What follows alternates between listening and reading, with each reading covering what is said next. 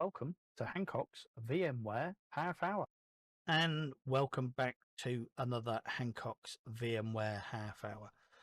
Okay, so this is part two of a two-parter where we're going to look at adding and configuring a LTO-5 tape device, but this really, these videos will apply to a tape library or any LTO device, LTO-1 to LTO-7 or 8. And in the last video, you would have seen me prepare the tape server virtual machine. So if you remember, we've got a physical Windows Server 2022, and it currently has an Hewlett-Packard Enterprise LTO Ultrium 5 drive, and in the last video we actually basically used the HPE tape test tools or tape tools to run an LTO assessment on the drive. The first one failed, and then I remembered that that's because we hadn't actually basically used the HPE driver. So we installed the HPE driver, we ran the test again, and basically we got everything in the green. The other thing that we've done is that both these servers, the Cyrus, the Veeam Backup and Replication server is a member of a domain. The Cyrus Tape-02 server is a member of the domain. We are logged in on both as a domain administrator, which also is a local administrator of both servers. That basically rules out any permission issues that we're likely to have when Veeam Backup and Replication adds drivers and things and software to the server. The other thing that we've actually basically done is that we've enabled network sharing, so that Veeam Backup and Replication has access to the administrator share as well. So that was a quick recap on what we did in part one, if you've not watched part one. So without further ado, really, I'm going to switch to our Cyrus Veeam 12 server. So it's this one. And quite simply, what I'm going to do, I'm going to go to tape infrastructure, and I'm going to click add tape server. So I'm going to click, we're not going to add, as I said, Cyrus Veeam 12 is a virtual machine, so we can't easily make it a tape server. But I'm going to do another video on that. Give me a chance, and we'll drop, I think we might have already have one in one of the machines around here, but if I haven't, I'll drop the Dell HPA, I'll drop the Dell H200 HPA in a host server, and we'll do some PCI pass through to a virtual machine. So we'll have a virtual machine basically talking to the SCSI HPA, talking to the tape drive as well. But at the moment, we're actually going to add new. So we're going to basically, you could use Linux, but in our case, this is a Microsoft Windows Server 2022. Have you seen me prepare in part one? So again, Cyrus Tape-02. I'm going to give it its full FQDN because this is already basically set up in DNS here. So this shouldn't really have any problem in reaching out and contacting this. So I'm going to click next.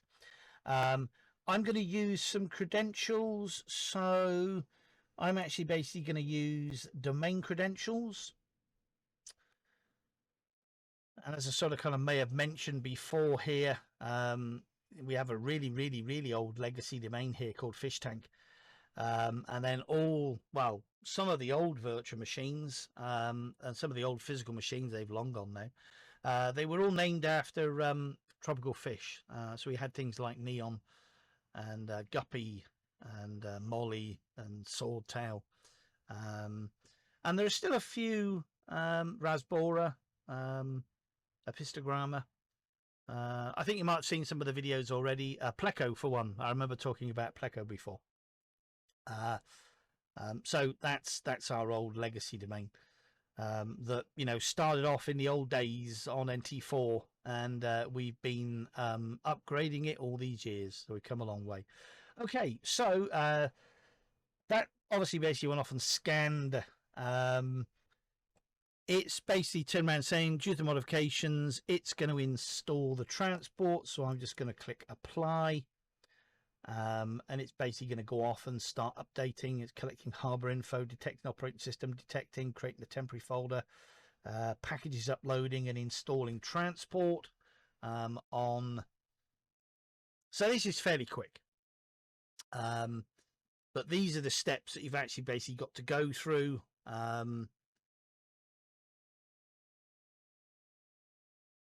What I'll do, I'll just I'll bob off while it's doing that.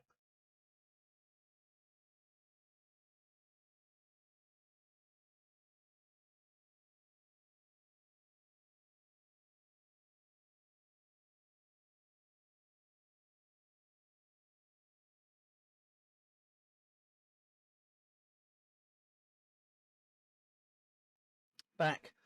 Okay, Microsoft Windows Server saved successfully. So I'm going to click next and I'm going to click finish. So it's actually basically telling us here that it's a Microsoft Windows Server 2022 data center. Yep, that's right. User info, fish tank admin. Yeah, that's right. It's a physical machine. It's got 4 cores. It's using those ports. So I'm going to click finish. I'm going to click next. It's going to check tape server ownership.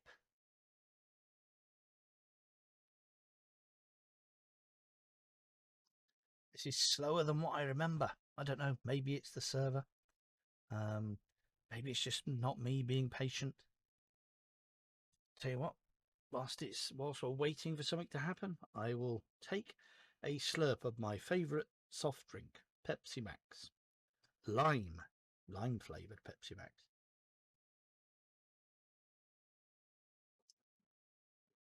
Tell you what, I'll bob off again. Speed this up in post if it's going to take that long.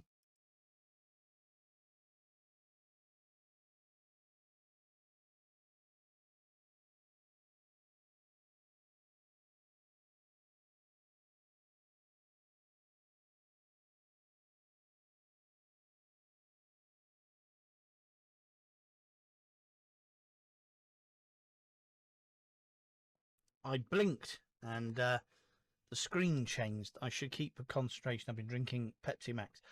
Okay, so let's click next. Tape server settings, cyrus-tape02.cyrus-consultants.co.uk, physical. Okay, the tape proxy is now going to be installed, so I'll click apply. Starting infrastructure update, connecting, discovering, creating package. Tape has been uploaded, installing the package tape proxy.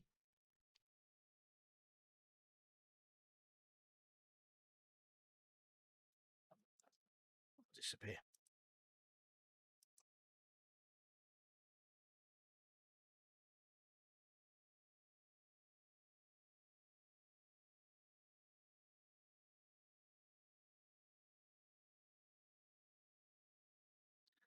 Tape server created successfully. So let's just click next.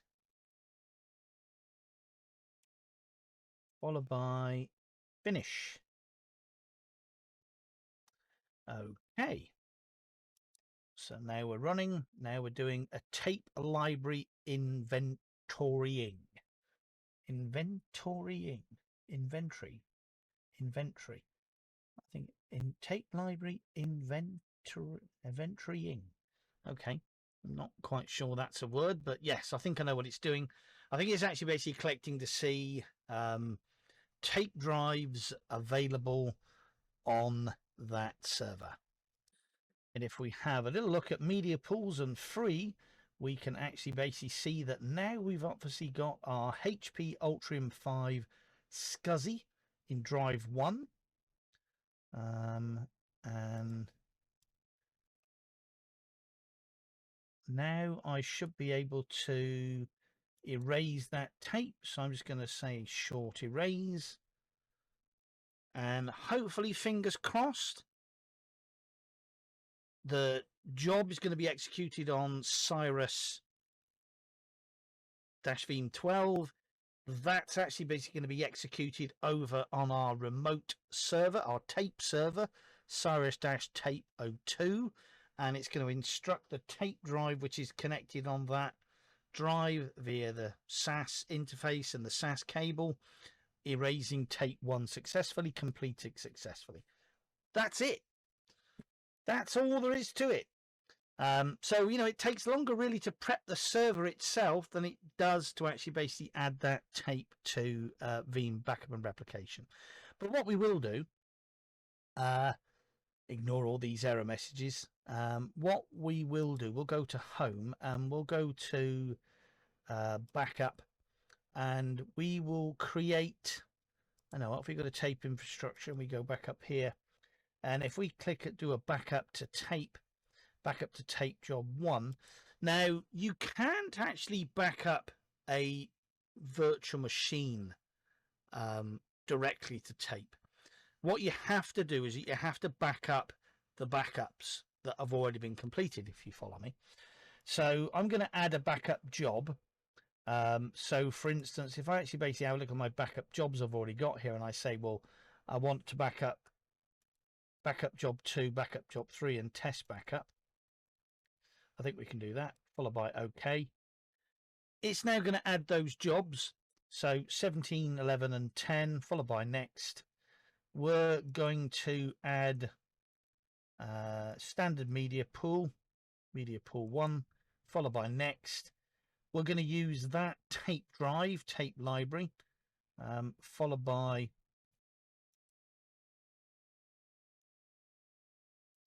so I'm going to add that tape. So it's going to tell me that 1.4 terabytes capacity and 1.4 is remaining. We're not doing any compression here. Followed by next.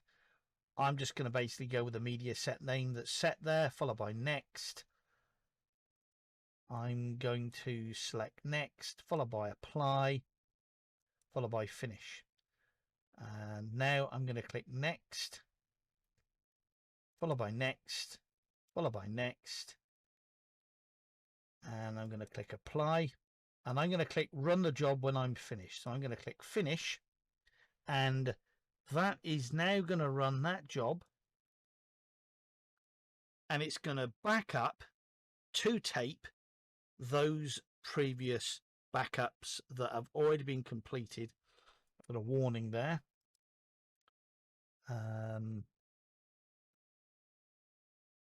Okay, it's just telling me basically that it's going to be excluded.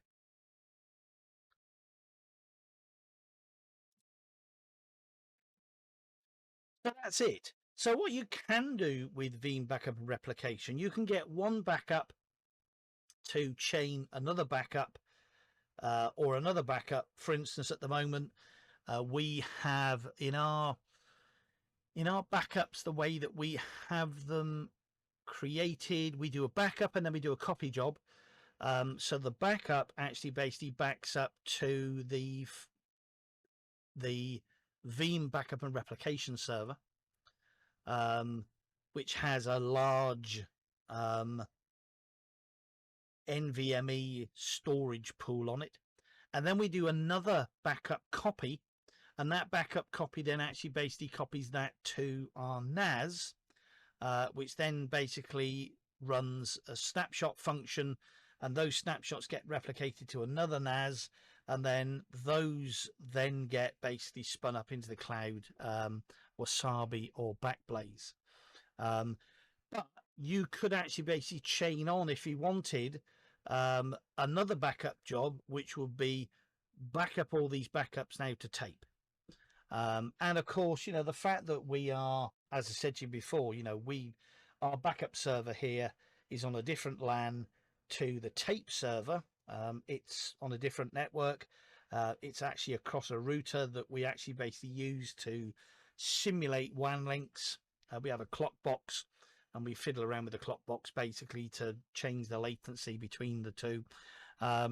So again, if you had a fairly fast, low latent WAN link between two sites, you know, you could have your tape server sitting in another data center across a WAN link, and you could actually basically be sending backup jobs to that get backed up to tape, which is off-site. And as I sort of kind of said to you before about the, you know, the three rules that we use. A backup is not a backup if it's in three places.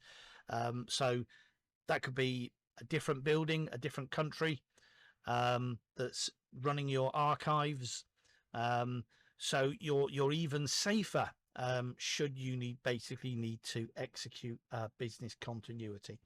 So I'll tell you what I'm going to do. I'm just going to bob off, and we'll wait till this to finish, but it all looks good. I can't actually basically see the tape machine from here. I can hear it, even though I've got my headphones on. I can hear it whizzing away in the background there, and you probably can't hear it. Well, hopefully not, because it will be noise cancelled. But anyway, let me come back when this is finished, and we will summarize.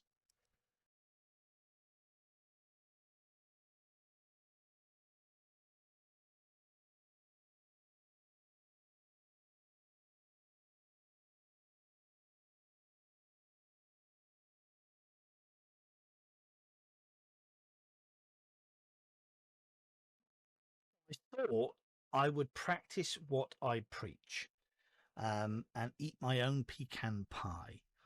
So what I decided to do, as I going back to the very beginning, where I actually turned around and said that a backup really is not a backup unless you've actually basically restored it.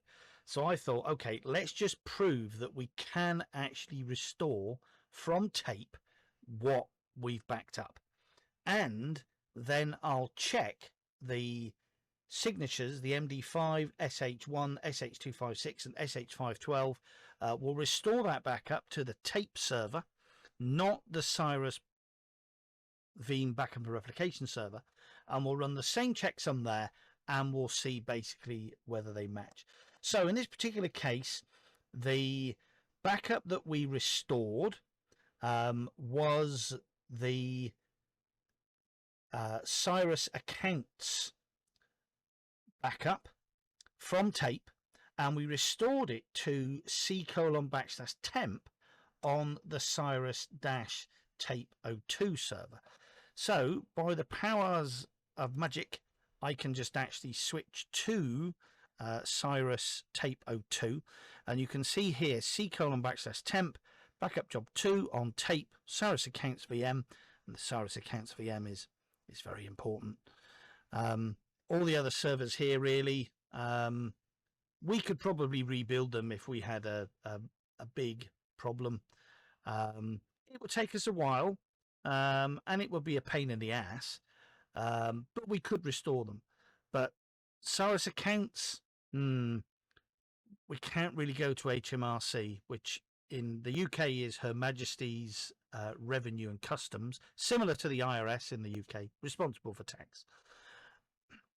We wouldn't be able to go to the HMRC and turn around and told them that we've lost our account server, or we've got a problem with our account server, and it would be a little bit embarrassing as well, to be honest, it really is. We're a computer consultancy company, really, and they're not really going to give you any grace period at all if you need to file your accounts because you haven't got the accounts because your server's gone down or corrupted or something or other, or being affected by malware or Trojans and encrypted or whatever.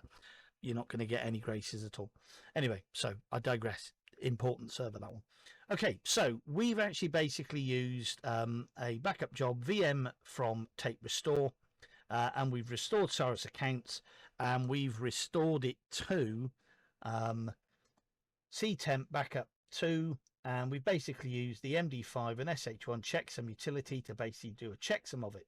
So if we just sort of kind of remember there, the last couple of digits, F78DD, and I'll flick back to our Veeam replication backup server. Just let me do that. And there you can see that our backup here is stored in C backup, backup job 2, Cyrus accounts, -VM, etc. And if you look at the MD5 signature, you will see that it's exactly the same. EEF78DD, and if I basically just turn that on there, you can see that that is exactly the same, EEF78DD. So I think we can conclude that that is a backup. And as I've said to you before, unless you can actually prove and restore your files, then you can call them a backup. If you've never ever test restored, I'm sorry, you cannot tell me that they are backups, valid backups. You may think they're backups. Test them today. Test them today. I've been to many sites that have failed dismally because they cannot restore their backups, let alone they call them backups. Anyway, so thanks very much for watching this two-parter on Veeam Backup and Replication. We're using v12.3 and how to add a tape server, a physical tape server in your environment. I'll do another one where we'll do exactly the same thing, but we'll change it slightly because I'll drop a Dell H200 HBA and we'll drop that in an ESXi server, in a host server, and we'll use some PCI pass-through magic to pass through that controller into a virtual machine, and then we'll add that virtual machine as a tape server as well. So you got the benefits of both worlds, a virtual machine with a physical controller connected to a physical tape drive. Anyway, so if you've liked this video, then please give me a thumbs up and subscribe.